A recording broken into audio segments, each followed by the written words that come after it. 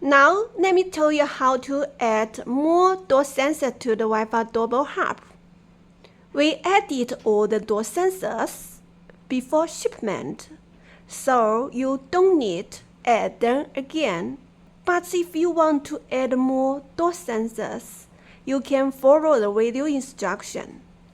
First, please turn on the battery switch.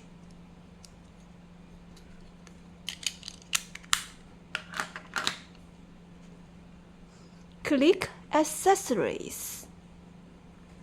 Add Open door. Add successfully. Add second. Open the door. Okay, finish.